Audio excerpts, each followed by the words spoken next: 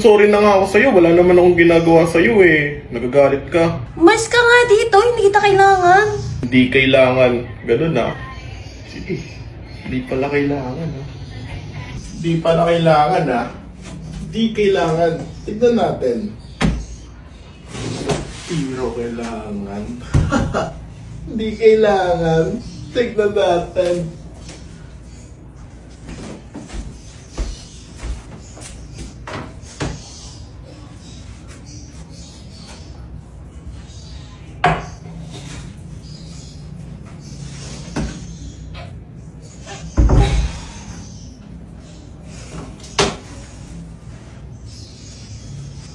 Mabe, Yes?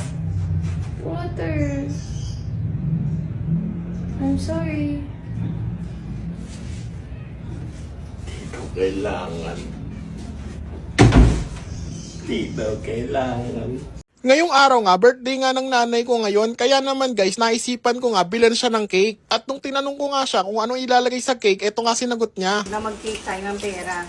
At yun nga yung gusto niya nga ipalagay sa cake nga guys, kaya naman guys, bibili na nga ako ng cake niya kasi birthday niya ngayon. At eto na nga guys, papunta na nga ako sa bilihan nga ng cake. Kasi nga, minsan lang talaga to mangyari sa buong buhay niya, kaya naman bibilan ko nga siya ng cake para talaga maging masaya tong kaarawan niya guys. At nandito na nga ako sa bibilan ko nga ng cake nga guys. Ayan, at syempre nga, namimili na agad tayo ng bibili natin ng cake na bagay nga kay mama. Ayan, at pagkapili ko nga ng cake, eto na nga yung ipapalagay natin. Na yung sinabi niya na wag na mag-cake, sayang pera. Ayan guys, oh, sana talaga maging masaya nga dito si mama sa cake niya. Ayan guys, oh, siya yung nagsabi niyan. At eto na nga guys, pauwi na nga ako ng bahay namin. Nabili ko na nga yung cake. At eto na nga, bibigay ko na nga sa nanay ko nga guys. At i-unbox niya na yung cake. At syempre, bilang anak guys, tuwan-tuwa ko kasi nabigyan ko siya nga ng cake. At eto na nga guys, bakit siya nagulat guys sa nakasulat sa cake? Ayan, oh, mukhang galit sa akin si mama. Bakit raw ito yung sinulat ko? Galit na galit nga siya sa akin guys. Ayan, oh. At ayun na nga guys, ayan, pinapakain niya ngayon sa akin yung cake. Ayan, nagalit nga siya sa akin. Sorry mama. Aray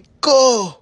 Ngayong araw nga, inutusan ako ng nanay ko na bumili nga ng gatas. Ayan guys, at binigyan niya nga ako ng pera. At pagkalabas ko nga ng bahay nga namin, andito nga yung jowa ko, niyaya niya ako sa Tagaytay. Kasi birthday niya ngayon at nag-book siya ng accommodation nga sa Tagaytay guys. At niyaya niya nga ako at agad-agad na nga din akong napasama nga dito guys. Ayan o, magkasama na nga kami. At andito na nga ako sa Tagaytay guys. Ayan o, at malalaman mo nga na nasa Tagaytay ka pag nakita mo tong Porsche na sasakyan na to guys. Ayan o, sino kaya may-ari nito? Ang tagal na yan nandito. At grabe nga yung binook niyang accommodation nga guys. Ayan no, birthday na birthday talaga ang datingan. At bumili na nga din kami ng cake niya guys. Ayan no, kaya happy birthday sa'yo, I love you. Tuwang-tuwa nga siya guys. Ayan no, at syempre nga, ayan, naligo na nga kami dito guys. Talagang sobrang solid at sobrang sulit netong nabook niya guys. Talagang napakasaya. Pagkatapos nga guys, pauwi na nga ako ng bahay nga namin. At pagka-uwi ko nga ng bahay nga namin, nagulat nga ako kasi yung nanay ko, ang ginagawang gatas ay yung detergent powder guys. Ayan no, sa sobra talagang crave niya sa gatas, ginawa niya ng gatas tong detergent powder.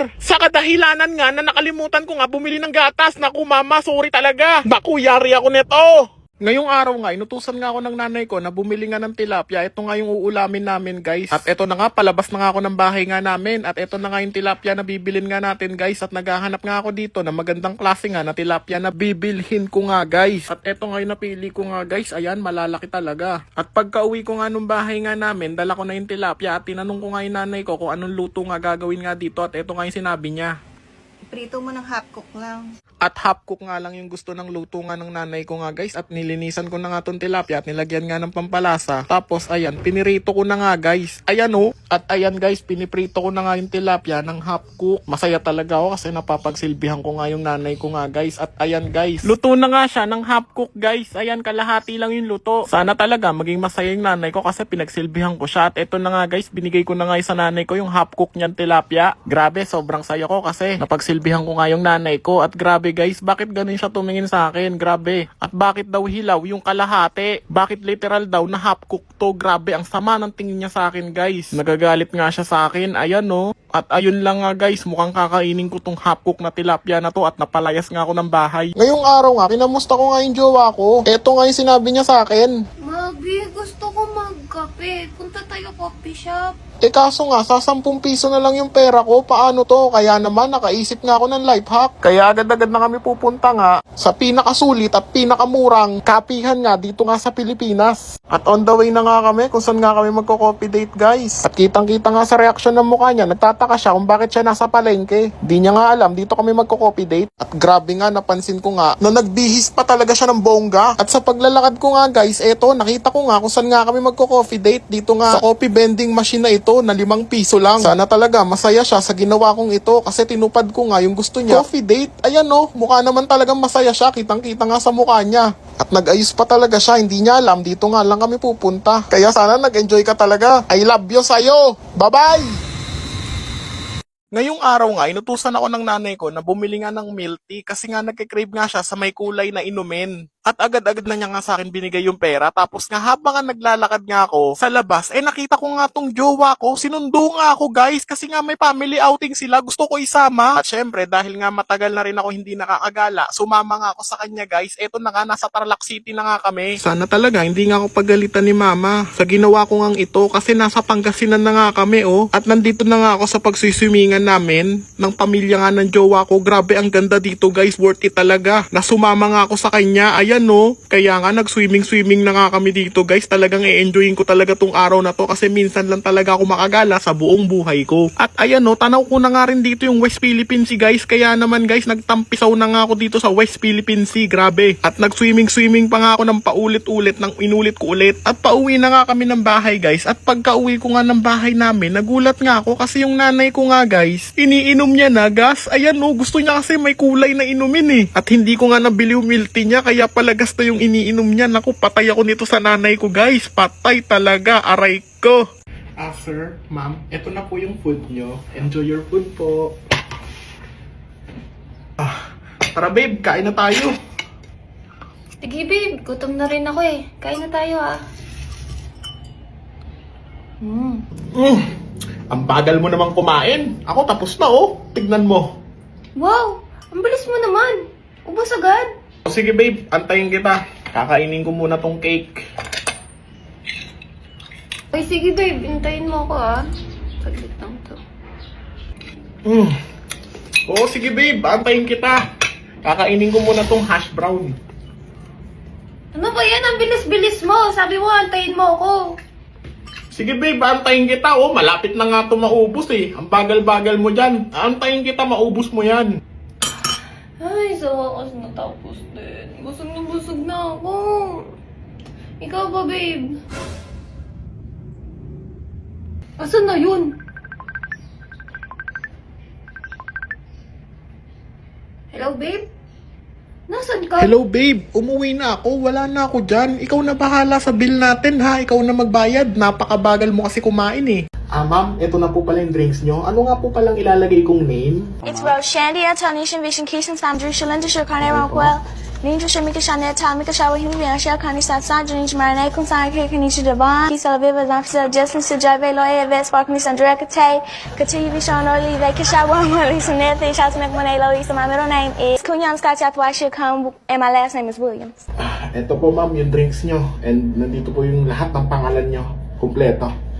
Ngayong araw nga, nagpapabili nga yung jowa ko ng tubig kasi nga wala na nga kaming tubig nga dito nga sa bahay. At sinabi ko sa kanya, wait lang, hindi pa ako naliligo. Kaya naman, yung pupunta na nga ako sa gripo guys, wala nga tubig nga sa amin, no? Ayan, no? Kaya naman, nakaisip nga ako ng paraan na maghanap nga ng resort nga dito nga sa amin. Para nga dun nga ako maliligo guys. At ito na nga guys, nagbabrowse-browse na nga ako ng mga resort nga dito na malapit nga sa amin. At here we go nga, nakahanap nga tayo ng resort nga dito nga sa Nasugbu. At eto guys, on the way na nga ako sa pupuntahan nating resort. At dito nga tayo maliligo, dito sa Canyon Cove. Ayan, no? At agad-agad na nga ako nagpunta nga dito sa beach nila para nga maligo nga guys. Sisimulan na nga natin ang pagbababad nga dito nga guys kasi nga walang tubig nga sa amin dito, only tubig. Ayan oh, nagsabon na nga ako guys oh. Talagang sulit na sulit nga yung punta ko nga dito kasi nga nagbanlaw pa nga ako guys. Ayan oh, buti pa dito only yung tubig, sa amin walang tubig guys. At mission accomplished na nga tayo, nakaligo na ngayon tayo. Kaya naman pauwi na nga ako ng bahay namin. At pagka-uwi ko nga ng bahay namin guys, agad-agad nga ako kumain nitong chicken with Mang Tomas nga guys kasi ito yung favorite ko talagang combination. Lalo na yung siga nito, naku, Favorite na favorite ko talaga to. At kinamusta ko na nga yung jowa ko. Nagulat nga ako kasi nga gas na lang iniinom niya kasi nakalimutan ko nga bumili nga ng tubig. Ayan no, naku, sorry talaga. Patay ako neto.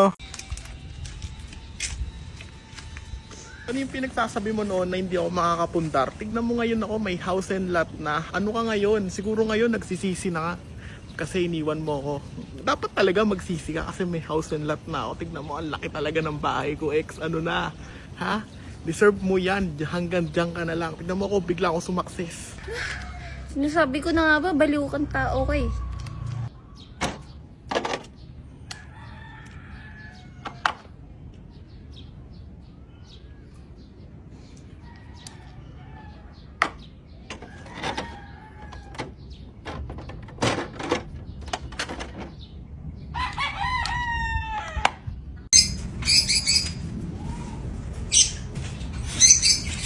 Ano ginagawa mo dito? Bakit nandito ka? Di ba break na tayo? Umalis ka dito. Nagpunta kasi ako dito para kunin yung mga gamit ko. Makikipag-closure na ako sa'yo. Hindi na, kunin mo na. Kunin ko lang yung mga gamit ko. Kunin mo na, bilisan mo. Kunin ko na. Umalis ka na dito. Hindi ako Kunin mo naparito na. para makipagbalikan sa'yo. Kunin ko lang talaga yung gamit ko.